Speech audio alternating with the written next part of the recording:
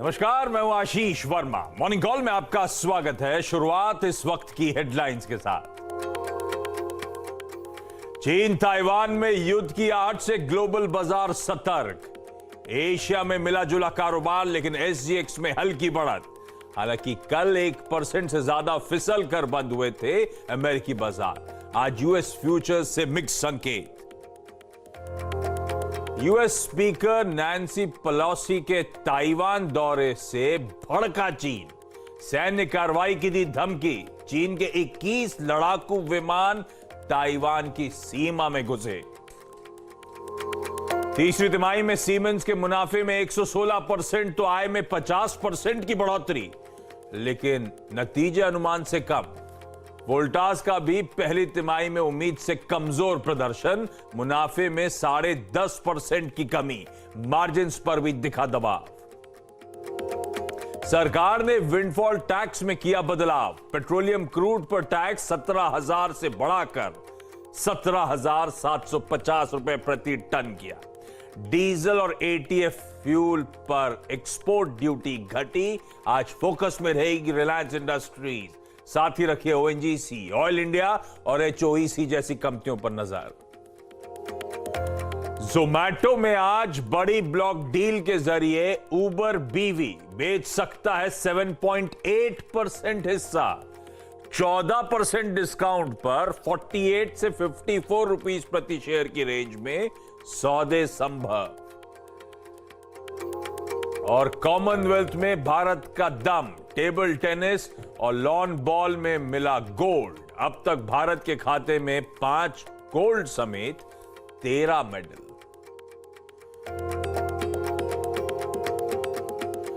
ये कल या परसों अखबार पढ़ रहा था, तो आजकल वो अखबार की हेडलाइन में साथ साथ साइड में ही वो ब्लॉग बन के आते हैं और बताते हैं कॉमनवेल्थ में हमारा प्रदर्शन।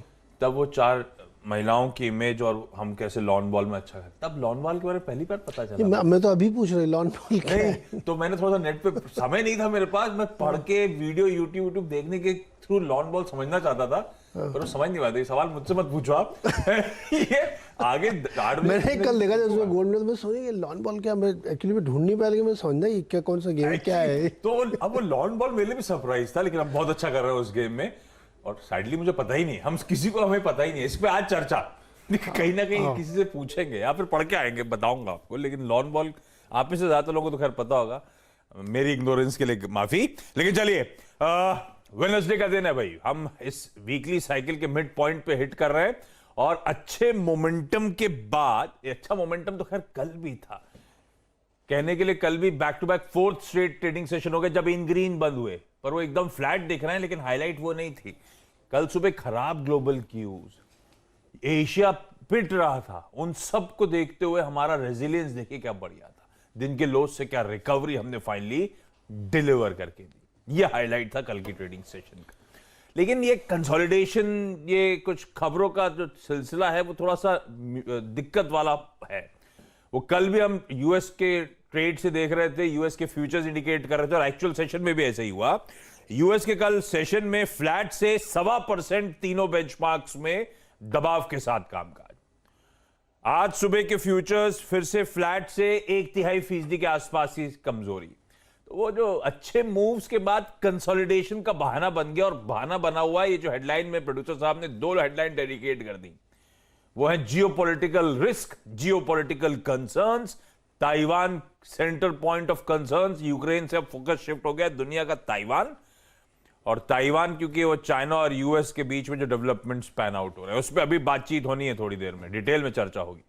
और कल कोई Hindi channel, general news channel देख रहे होते आप, तो डर आपका बढ़ गया होगा। अरे 100 घंटे में युद्ध तक की भविष्यवाणियां हो रही थी। तो अभी एक्चुअल स्थिति क्या है वो समझे। ऐसा कुछ होने नहीं वाला है। बाजार एटलीस्ट अभी भी मान के चल रहा है, इसलिए 1/4% एसडीएक्स निफ्टी तो मजबूती के साथ आज के सेशन में शुरुआत होने की इंडिकेशन दे रहा है। तो नीरज जी से ग्लोबल क्यूज पे चर्चा होनी है, और मानस जुड़े इस हफ्ते हमारी रोज मदद कर रहे हैं। वो बताएंगे कि अगर ताइवान रिलेटेड वॉर हुआ तो अपर हैंड चाइना का है या यूएस का, ये मानस से जानेंगे हम लोग।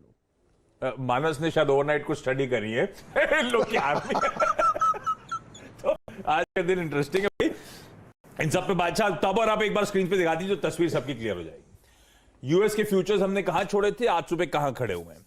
32,600 पे छोड़ा हुआ डाउ 32,400 के नीचे के टिक 32,400 के आसपास इस समय ट्रेड करता हुआ। तो डिफरेंशियल को डाइजेस्ट करना था, लेकिन हम अपना मोमेंटम इंटैक्ट दिखा रहे हैं, 1/4% फिर भी मजबूती के साथ ट्रेड। तो ऐसे में पहले समझ लिया जाए ग्लोबल मूड कैसा है। पहले तो ये जो मैडम पहुंची गई, मैडम के पहुंचने के बाद से तस्वीर क्या है, क्या चल रहा है, चाइना क्या कह रहा है, यूएस क्या कह रहा है, और ताइवान बेचारा क्या कर रहा है। ताइवान तो बेचारा, ताइवान ने इनवाइट किया था कि ये मैडम अपने आप ही पहुंच गई इनवाइट देने के लिए। इन्होंने कहा मैं आना चाहती हूँ, तो उन्होंने कहा आइए, स्वागत है आपका। ताइवान के सामने कोई चॉइस नहीं है, उसको तो इधर रहना ही है। कल शाम को ना बहुत बढ़िया माहौल था, इंटरनेशनल न्यूज़ अगर आप देखते मज़ा आ रहा था उसमें एकदम। पेलोसी पहुंच रही, चाइना की तरफ से दे बयान पे बयान, वही वाला कि आग से खेलोगे तो जल जाओगे। इवन इंडिया में जो चाइना के एम्बेसडर साहब हैं, उन्होंने भी 1, 2, 3, 4 ट्वीट मार दिए कि ये गलत हो रहा है, वन चाइना पॉलिसी हमारी सॉवरेंटी पे इंट्रूजन है, और ये करूँगा वो करूँगा।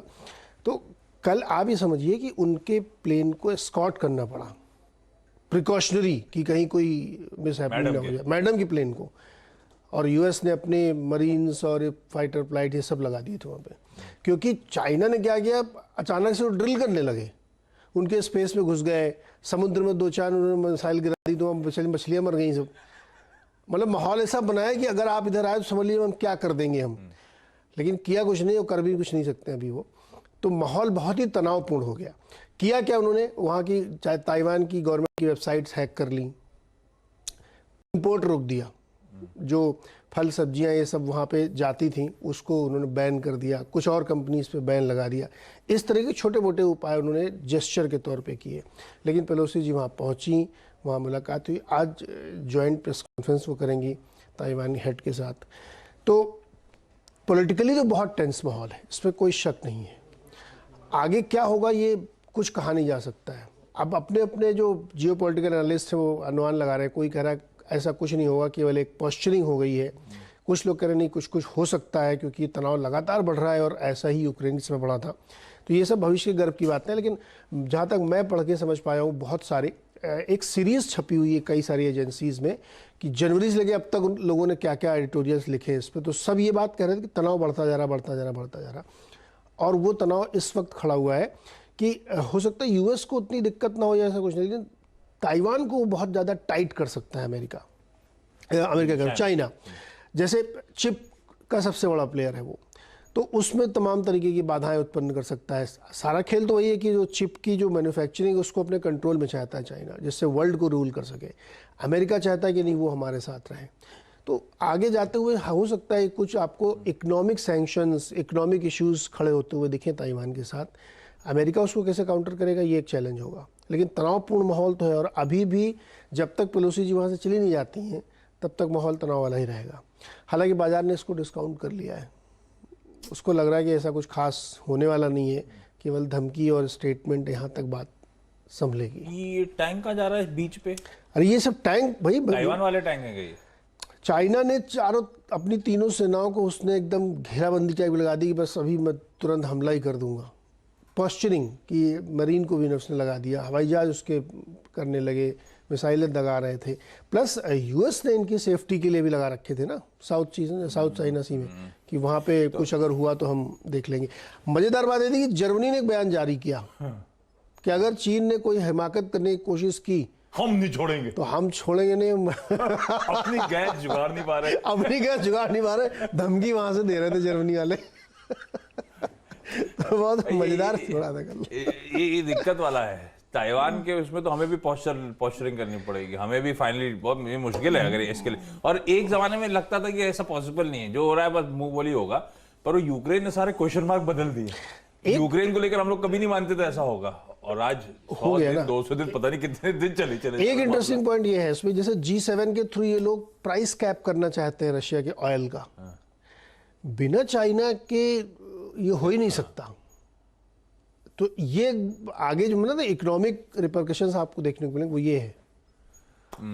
तो ये इकोनॉमिक रहे तो ठीक है इसके लिए, पर करना होता तो कुछ करना चाइना कल ही करता। मैडम के जाने का इंतजार क्यों करता? चाइना फुल वॉर में नहीं जा सकता, ये उसकी अपनी मजबूरी। उसकी इकोनॉमी जिस हालत में है इस समय कि उनके लिए ये इतना आसान नहीं है, इसलिए वो धमकी, पोस्चरिंग और बताने की कोशिश। नजर भाई इससे पहले एक एग्जाम्पल थोड़ा बदल गया, अदरवाइज तो ये वैसे बाजार डरे नहीं हुए आप? नहीं, बाजार बिल्कुल बाजार नहीं डरे ना, यूएस का भी ऐसा कुछ नहीं नर्वसनेस, जबकि वहां का तो डायरेक्ट इम्पैक्ट था, और यूएस चाइना रिलेशन कैसे स्ट्रेन हुए हैं, उसके बाद और स्ट्रेन होंगे, बट ऑब्वियस है उसके बाद यूएस के मार्केट ठीक ठाक थे, नैस्डैक तो फ्लैट ही बंद होता हुआ नजर आया, तो ठीक है, कोई ज्यादा नजर रखेंगे, लेकिन ये न्यूट्रल यूज कर देते हैं, neutral to slightly sentiment weak negative. Neutral रखिए, नेगेटिव में नहीं कहूंगा, वहाँ के सेंटिमेंट नेगेटिव तो कर देते ना। चलो, सेंट लुई के जो प्रेसिडेंट है, गवर्नर, वो अपना कुछ कुछ ज्ञान बांटते रहते हैं कि 3.5-4% तक ब्याज दरें होनी चाहिए और हॉकिश पॉलिसी होनी चाहिए। ये जो ज्ञान बांटू लोग हैं ना, जो बेमतलब के बयान देते रहते हैं, उससे बाजार में तनाव पैदा होता है। लेकिन मुझे लगता है कि आप ठीक कह रहे हैं, सेंटिमेंट थोड़ा नेगेटिव रखिए, अदरवाइज पॉजिटिव रखिए आज भी। भाई तो फिर मानस आपका क्या कहना है ताइवान संकट को लेके? अपर हैंड किसका है? अपर हैंड किसका है? देखिए, अपर हैंड तो इंडिया का ही है। ये सबसे सही जवाब है। मानस क्या लग रहा है भाई, कैसे अप्रोच करें मार्केट्स को? ये थोड़ा सा अंडरटोन दिक्कत वाला, अदरवाइज मोमेंटम तो हमारा इंटैक्ट ही है कहने के लिए। हमारा अप्रोच क्या रहेगा निफ्टी को लेकर, निफ्टी बैंक को लेकर? देखिए, केवल एक कॉशियस वर्ड ऐड हो गया है इस ट्रेंड में, और तो ट्रेंड में कोई चेंज नहीं है, हाई टॉप्स हायर बॉटम्स का ट्रेंड है। कल भी देखिए मॉर्निंग में बात जब हुई थी अपनी, तभी भी मैंने ये मेंशन किया था कि गिरावट पे खरीदारी करनी चाहिए। तो निफ्टी ने अगर आप देखिए तो कल मॉर्निंग सेशन में जो गिरावट देखने को मिली, उसके बाद 17,200 के आसपास निफ्टी ने सपोर्ट लिया और एक बहुत ही बढ़िया रैली देखने को मिली थी। हालांकि पिछले आखिरी के जो आधा घंटा था उसमें थोड़ा प्रॉफिट बुकिंग देखने को मिली, लेकिन जो अंडरटोन है वो बहुत बुलिश बना हुआ है। मेरा अभी भी समझना है कि निफ्टी 17,700-750 की तरफ जाने की कोशिश कर रहा है, और अगर आज एक ट्रेड लेना होगा तो खरीदारी करने का ट्रेड होगा। स्टॉप लॉस को मैंने थोड़ा सा ऊपर रिवाइज किया है, 17,220 का आपको स्टॉप लॉस सकता है। आज खरीदारी करनी है 17,220 के स्टॉप लॉस से।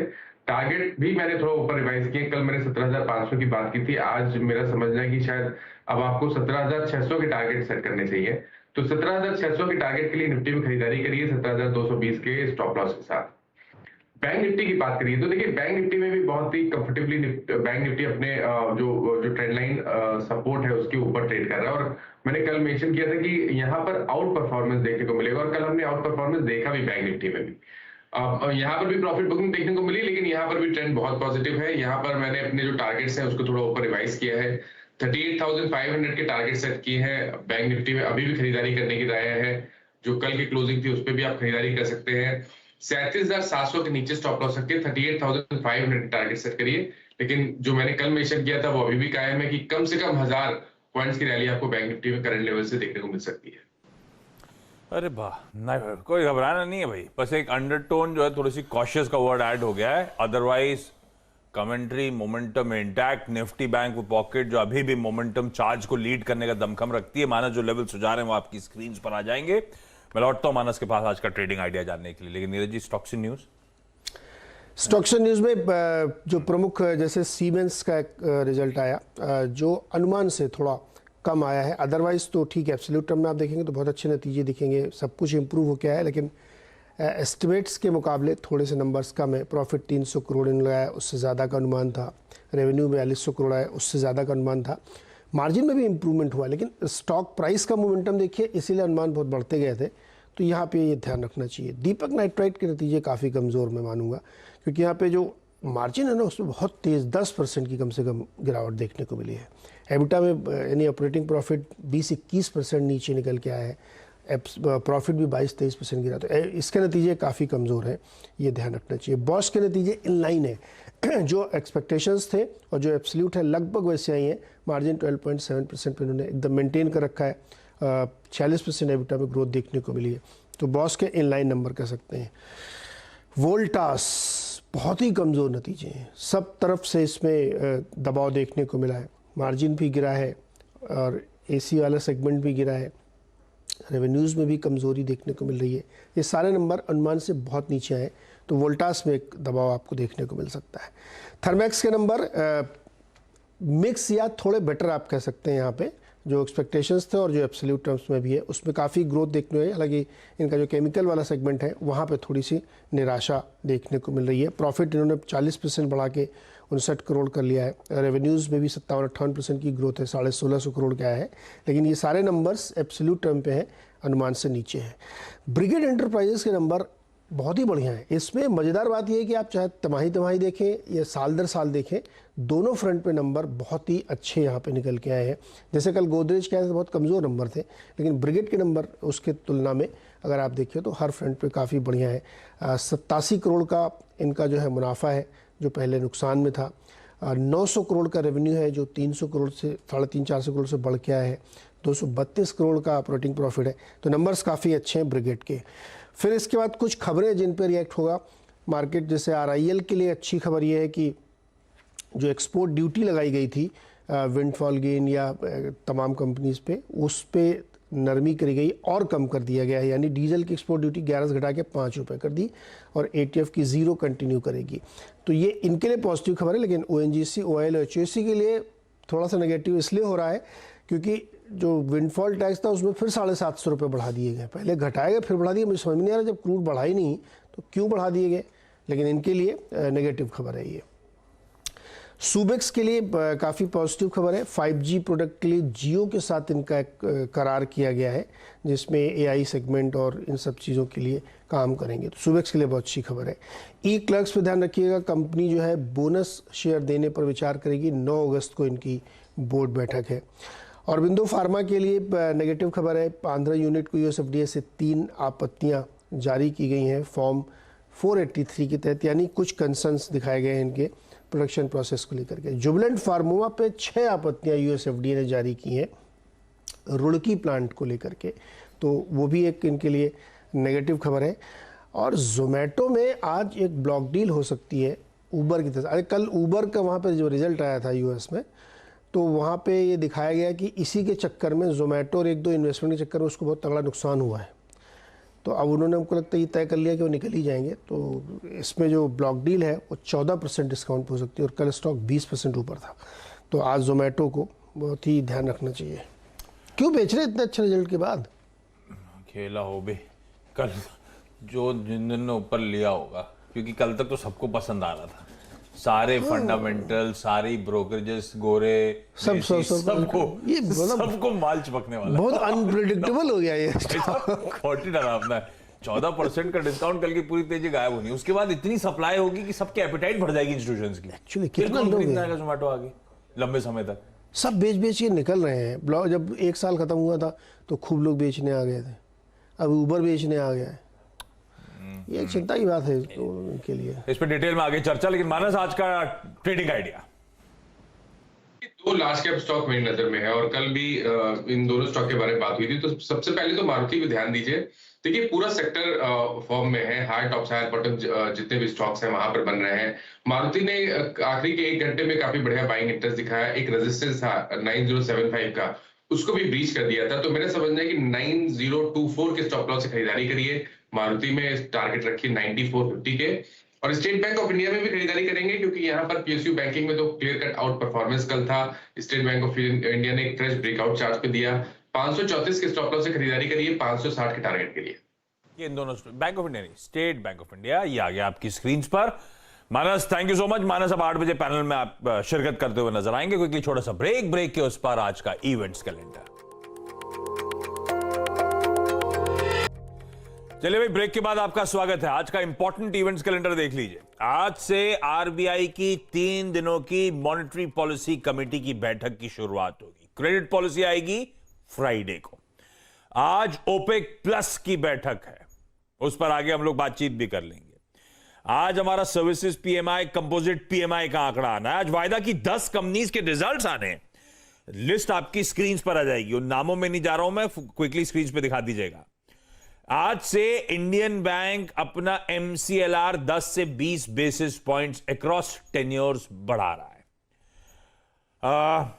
अच्छा, आज ना कल्चर मिनिस्ट्री जो है केंद्र सरकार की, वो तिरंगा बाइक रैली ऑर्गेनाइज कर रही है। वो आजादी का अमृत महोत्सव जो है, तो जितने MPs हैं वो रेड फोर्ट से पार्लियामेंट तक बाइक चला के जाएंगे, रैली लेके जाएंगे। MPs लोग करेंगे। MPs सुबह 8:30 बजे वो रैली है, तो ये उनका सेलिब्रेशन। वेस्ट बंगाल में आज कैबिनेट रिशफल की तैयारी। और हाँ, एक चीज और, कैट कॉमन एडमिशन टेस्ट 2022। ध्यान रखिएगा, आज से एडमिशन प्रोसेस शुरू होने जा रहा है। रजिस्ट्रेशन आज से खुलेंगे 14 सितंबर। जाते जाते एसजीएक्स निफ्टी दिखा दीजिएगा आपकी स्क्रीन पर। ब्रेक का समय हो चुका है, ब्रेक के उस पार सीधा सौदा लेके लौटेंगे।